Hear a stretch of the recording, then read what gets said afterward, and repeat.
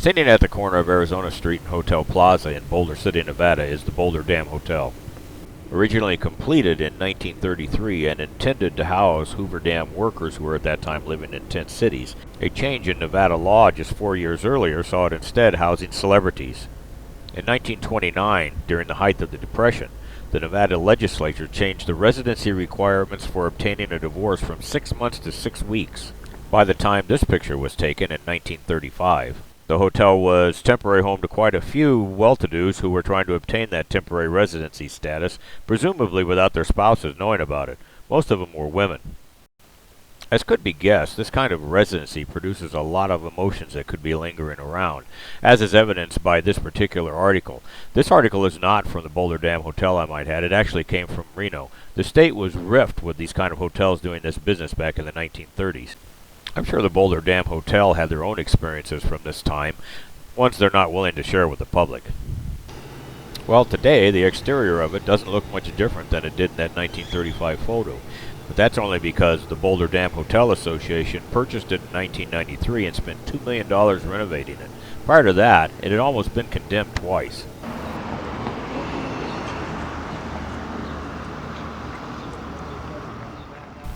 Here is the hotel lobby and sitting area in a picture from 1935, and it too looks pretty much unchanged, except for the elevator alcove, which now sits to the left of where the fireplace is. I know those pretty much. Is that the one that used to be in here? Yes, this piano has been in here. It was donated to the hotel. It's about an 80-year-old piano. Wow. Over the years, this hotel has received a lot of reports of paranormal activity, most of it down in the basement area. 215 upstairs. The basement area today is a private lounge reserved for weddings and private functions, so don't expect to be allowed to go down there. Employees who have found themselves down there sometimes report partial apparitions. Women feel their hair being tugged. Guys even say that a hand reaches up from the floor and grabs a hold of them, or at least it feels like it. The one thing that is unique about the Boulder Dam Hotel and sets it apart from the other hotels is that the employees have been ordered not to tell their ghost stories or their experiences to the general public. According to the management, ghost hunting or paranormal investigations is strictly forbidden.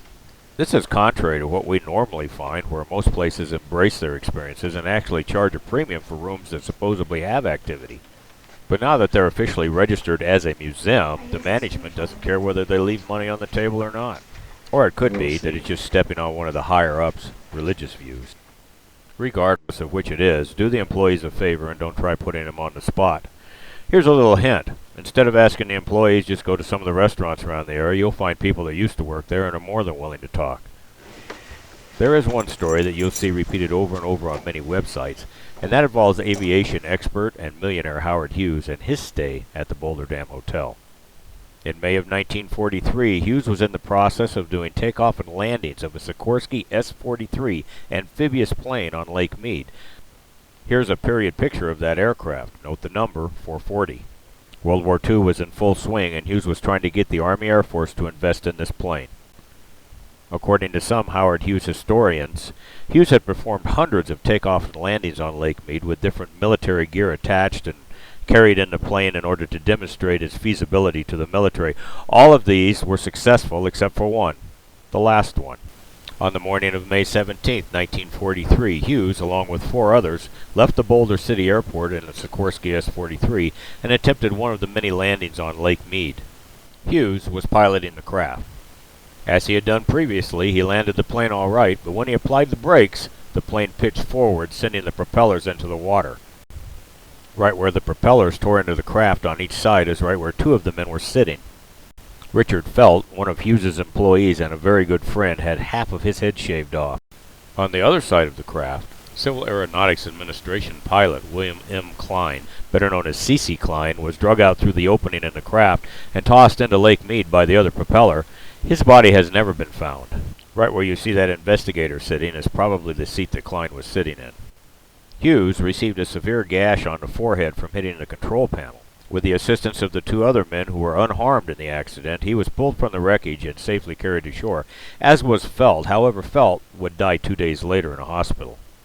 The military really tried to downplay this incident. All of the newspaper clippings that I could dig up on it were buried on page 8 or 12 of major newspapers. All of the men except for Klein were described as having minor injuries. For one thing, World War II was in full swing, and the United States didn't want the enemies to get any wind of potential defects in a craft they were going to use. The official position of the Air Force was that the craft had pitched forward into the water because the flight crew had not added adequate ballast to the tail section before it took off. This absolved Hughes of any negligent act. More than one Hughes author has claimed that that was military disinformation to protect Hughes's image. They claim that the night before the accident, Hughes had spent the evening with actress Ava Gardner, whom he had flown in from California. Whatever he had done with Ava apparently robbed the pilot of his sleepy time. At that time, Gardner was still married to actor Mickey Rooney and awaiting her divorce decree to come through, which actually didn't come through until 4 days after the crash. The authors placed the liaison as having occurred at the Desert Inn, not completed until 1950, or the Thunderbird El Rancho, which wasn't completed until 1948. That makes it appear as though it was just rumors. However, in her autobiography, Ava Gardner herself claims that in fact it did happen. She says it happened at the El Rancho Vegas. I've been in Vegas for 22 years and I had never heard of a casino called the El Rancho Vegas. And there was a good reason why. The El Rancho Vegas burned to the ground in 1960, one of the biggest fires in Las Vegas history. Some years after it burned down, the Thunderbird then took the name of El Rancho, apparently in an attempt to capture its customer base. The owner tried to rebuild, but wasn't able to secure financing to do so. Years later, Howard Hughes would buy the very property on which the casino stood. He did not build on it, and he would never let anyone else build on it either. The land where he had had a tryst with a woman that cost his best friend his life stood as a vacant lot. It's still vacant today. It's that vacant lot at the corner of Sahara and Las Vegas Boulevard in Las Vegas. Today, the land is owned by MGM Mirage Corporation. They haven't built anything on it either.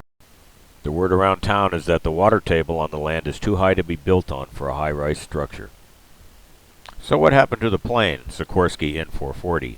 Hughes spent $100,000 having it raised from the bottom of Lake Meade, and another $500,000 restoring it to flying condition.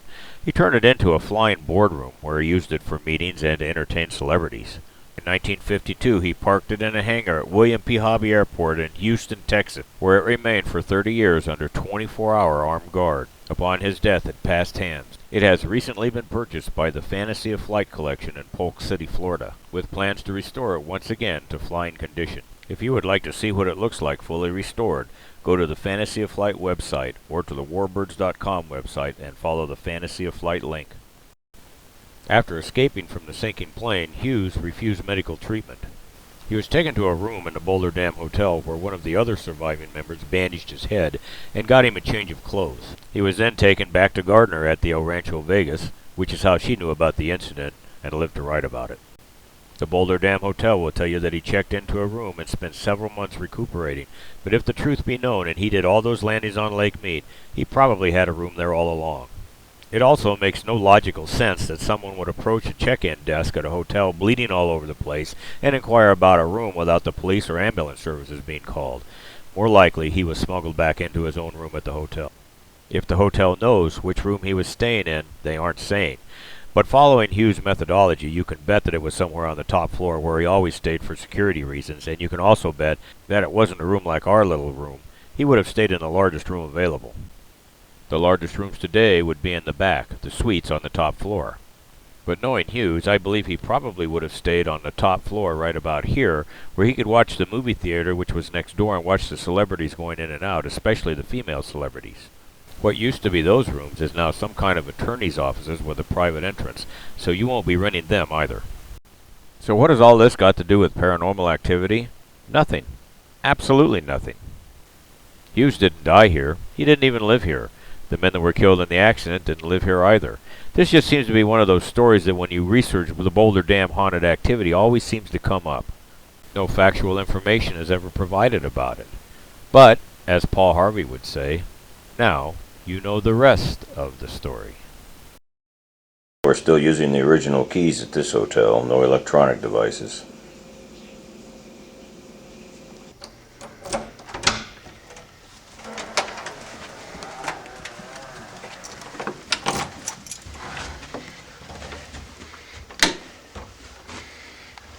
Don't let it slam. People are sleeping.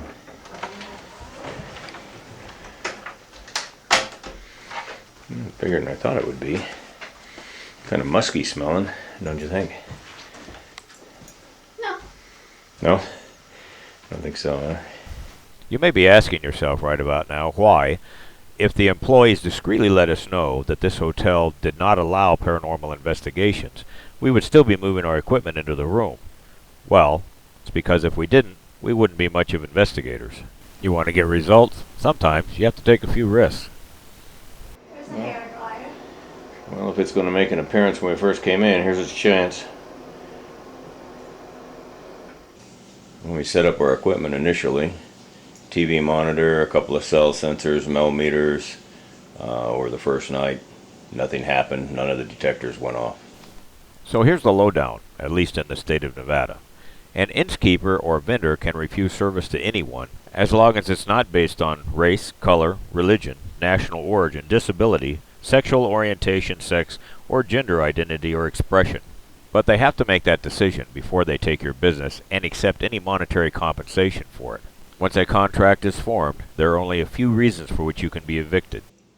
Nevada Revised Statute 651.020 regarding innkeepers says, every owner or keeper has the right to evict anyone who acts in a disorderly manner, destroys property, or causes a public disturbance on the property. Note that ghost hunting or paranormal investigation is not one of the conditions. Once you get inside that contracted space and shut the door, you have an unlimited, reasonable expectation of privacy. That's what you're renting the room for in the first place. That's only for the space that you have contracted for.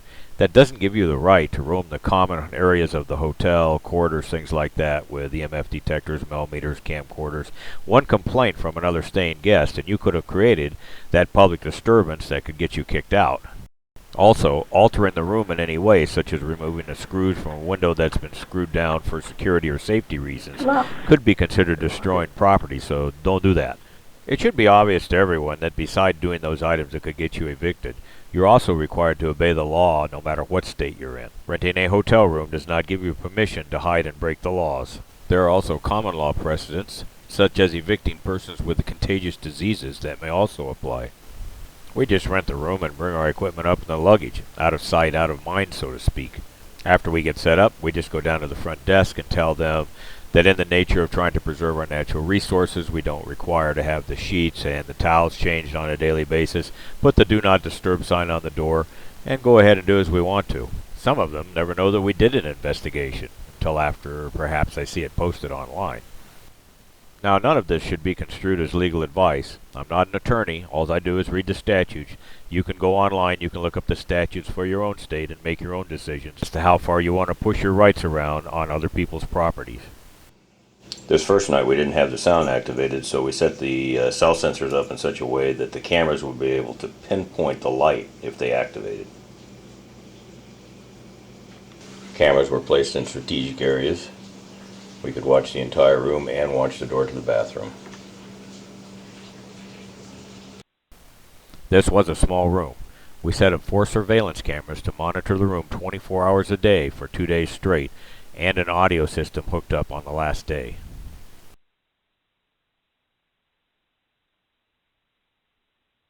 True to what the hotel owners proclaimed, we got nothing.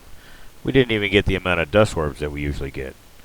After 48 hours of constant surveillance, we were well aware that if there was anything in the room, we would have picked it up. We also know from past investigations that activity has a propensity to move from room to room. Unlike what you see on TV shows, ghost hunters, ghost adventures, things like that, where you see the guys run from room to room trying to capture something, you don't have to move at all. All you have to do is sit and be patient, and it will come to you. This leads me to believe that there is nothing on the second floor in the rentable rooms of the hotel that is there to be captured. Historical author Dennis McBride did a short book on the Boulder Dam Hotel, 149 pages, which was published in 1993. According to Amazon, the publisher was Boulder City Hoover Dam Museum, and the book signing actually took place right there in the hotel lobby. McBride devotes the entire last chapter to the spirits in the hotel. He points out that some of the activity could be the result of the fact that in the 1960s, the hotel was converted into a retirement home. Some of the old people that checked in came from state homes and they were, well, not quite all there. And, according to McBride, they checked in, some of them didn't check out. He writes that at some point in history, the suspected basement area was used to house in-house help. He also brought in a self-proclaimed psychic to go through the rooms on the second floor and try to determine what activity she felt.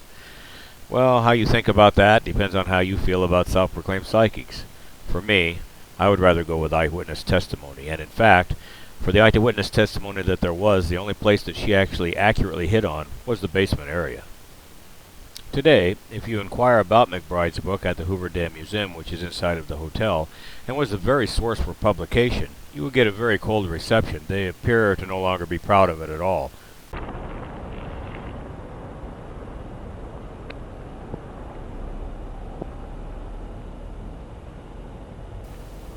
So, what kind of a rating did we have to give the Boulder Dam Hotel? This time, the activity level was none encountered and none recorded. But that doesn't mean that there's nothing in the hotel. We can't say that for certain without going down and testing the basement area, the area where all of the eyewitnesses claim that there is activity in. And I don't see that happening until when and if the hotel changes ownership once again.